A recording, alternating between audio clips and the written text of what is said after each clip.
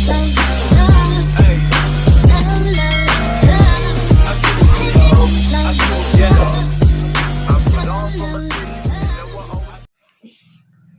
Costing एक ऐसी चीज है जिसके बारे में हर किसी को पता होना बहुत जरूरी होता है।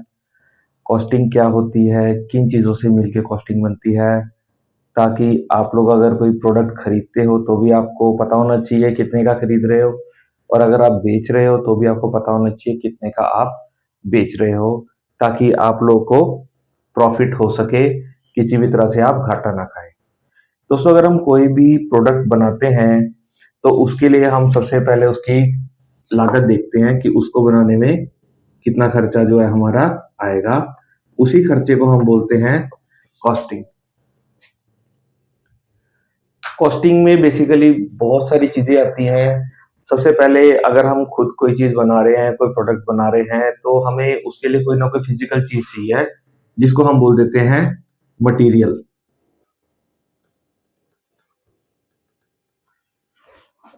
तो सबसे मेन चीज आ जाती है हमारी मटेरियल, जिसके ऊपर हमने काम करना है, जिसके हिसाब से ही हमने सारी चीज को बनाना है। तो ये हमारा पहला पार्ट रह जाता है कॉस्टिंग का, जिसको हम बोल देते हैं मटेरियल कॉस्ट। मटेरियल कॉस्ट क्या होती है कि जितना आपका मटेरियल लग रहा है हमारे प्रोडक्ट को तैयार करने में, उसको हम बोलते हैं मटेरियल, और उसकी जितनी कॉस्ट होती है उसको हम बोलते हैं मटेरियल कॉस्ट। हम मान लेते हैं कि हमने कोई मटेरियल लिया, ए मटेरियल, जो जिसका मार्केट प्राइस है 50 रुपीज के जी, और हमें बनाने के लिए वो जो है अप्रोक्सीमेटली 5 kg की रिक्वायरमेंट है बनाने के लिए। तो हमारा जो टोटल प्राइस लगा इसमें 50 multiply by 5, this is equal to ₹250। ये तो वो माल हुआ जो हमने परचेज करा है। आप भले जीएसटी अलग लगाओ, जीएसटी अंदर लगाओ, मैं आप लोग को एक एग्जांपल दे रहा हूँ। और सपोज करते हैं कि हमने जो मटेरियल खरीदा वो एक तरीके का क्यूब का पीस है, जिसका वेट अप्रोक्सीमेटली 5 kg है। हमने इसके अंदर क्या करा, एक होल कर दिया। क्लियर है? हमने क्या कर दिया, होल। होल का हम डायमीटर मान लेते हैं 2 सेंटीमीटर है, या कुछ भी लगा लो, ठीक है। तो हम क्या करेंगे, इसकी जैसे कुछ भी हम लंबाई लगा लेते हैं। लाइक हमने लगा लिया इसका x सेंटीमीटर है, क्लियर है, और हम इसको भी y सेंटीमीटर मान लेते हैं, जो मैंने आपको डायमीटर बताया था, ठीक है। तो हम क्या करेंगे, सबसे पहले इसका एरिया फाइंड आउट करेंगे कि हमने यहाँ पे क्या कर दिया, एक ड्रिलिंग ऑपरेशन कर दिया। कौन सा ऑपरेशन कर दिया, ड्रिलिंग ऑपरेशन कर लिया। अभी हम प्रोसेस कॉस्ट पे नहीं जा रहे हैं, हम सिर्फ मटेरियल कॉस्ट की बात कर रहे हैं, ठीक है। तो आपने मटेरियल को समझ लेना है।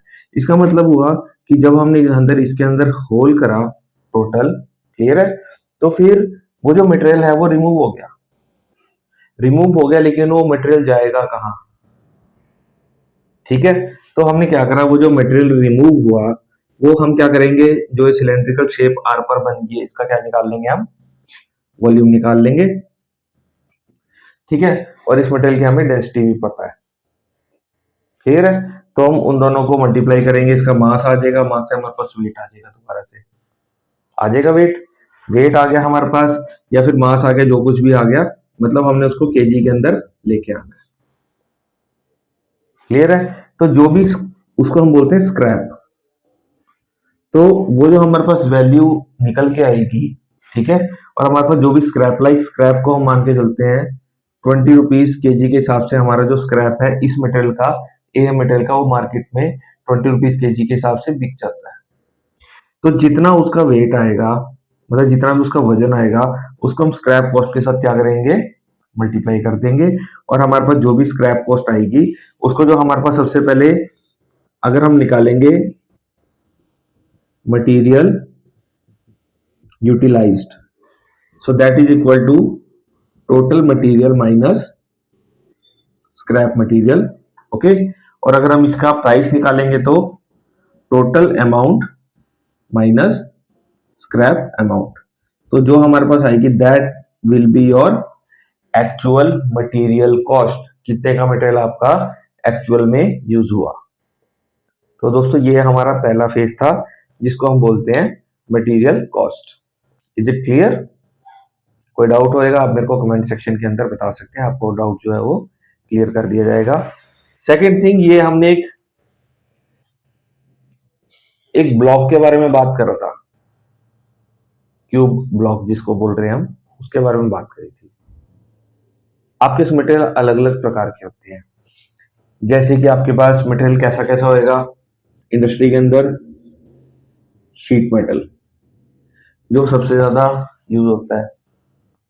शीट मेटल में जैसे आपकी गाड़ियों के बोनट बनते हैं, अलमीराज तैयार होती हैं, बाइक की पेट्रोल की जो टैंकी होती है, टैंक होता है वो बनता है। ये सारा कुछ आपका शीट मेटल के अंदर आ जाता है, ठीक है। तो उसको मटेरियल भी हम निकालते इसी तरीके से है, लेकिन उसको जो मटेरियल, उसकी जो शेप, इरेगुलर शेप उसके अंदर कटिंग होती है, उनका अंदाजा लगाना थोड़ा सा मुश्किल हो जाता है। तो कैड के थ्रू हम टोटल उसका जो मटेरियल होता है वो निकाल पाते हैं। सेकेंड, हमारे पास जो जिस टाइप का मटेरियल यूज होता है दैट इज ट्यूब और पाइप, जिनसे क्या क्या बनता है, लाइक बाइक के हैंडल्स बनते हैं, साइलेंसर्स तैयार होते हैं, ब्रेदर पाइप तैयार होते हैं, फ्रेम्स बनते हैं एक्टिवा के। ये सारी चीज ट्रैक्टर जहां पे हम बैठते हैं मिरकाट के ऊपर, वो वाला जो है आपकी सीटिंग वाली चीज वो पकड़ने के लिए उसको यूज करते हैं, वो सारा कुछ बनता है। ऐसे बहुत सारी चीजें बनती है, बहुत सारे फ्रेम्स तैयार होते हैं। तो हमारे पास एक हाईली यूज मटेरियल दूसरा इंडस्ट्री में यूज होता है, ट्यूब और पाइप। ओके। थर्ड हमारे पास मटेरियल आ जाता है जो हम किससे तैयार करते हैं, फोर्जिंग से, कास्टिंग से। वो कौन से मटेरियल होते हैं, लाइक जो सॉलिड मटेरियल होता है, लाइक सॉलिड रॉड्स होती है आपकी, या फिर ऐसे मटेरियल होते हैं कुछ ऐसी इरेगुलर शेप्स होती है जो हमको सॉलिड चाहिए होती हैं, लाइक आपकी मशीन्स होती हैं। मशीन्स को भी हम, मशीन्स का जो मेन पार्ट होता है, जो मेन ब्लॉक होता है, वो आपका किससे बनाया जाता है, वो आपका बेसिकली पूरे लोहे को पिघला के उसके बाद उसी लोहे को जो है वो उसी शेप के अंदर कर देते हैं, ठीक है। तो उनके भी, उनको अलग यूज होता है। तो बेसिकली हमारे पास ये मटेरियल होते हैं मेटल्स के अंदर। बाकी इसके बाद आपके प्लास्टिक में बहुत सारे अलग अलग मेटल्स हो जाते हैं, अलग अलग मतलब प्रोडक्ट्स हो जाते हैं।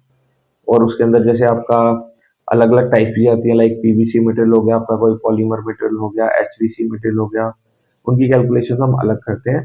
तो मटेरियल कॉस्ट अपने आप में ही बहुत वाइड फील्ड है, लेकिन जो सबसे मेन फंडा है वो कॉस्ट निकालने का इसका, वो ये फंडा है, जो आपका टोटल मटेरियल है उसमें से जो भी आपका स्क्रैप माइनस हो रहा है, उसके बाद जो रह जाता है आपका, वो आपका मेटल कॉस्ट आ जाता है। ये आपका कॉस्टिंग का जो है वो फर्स्ट फेज है।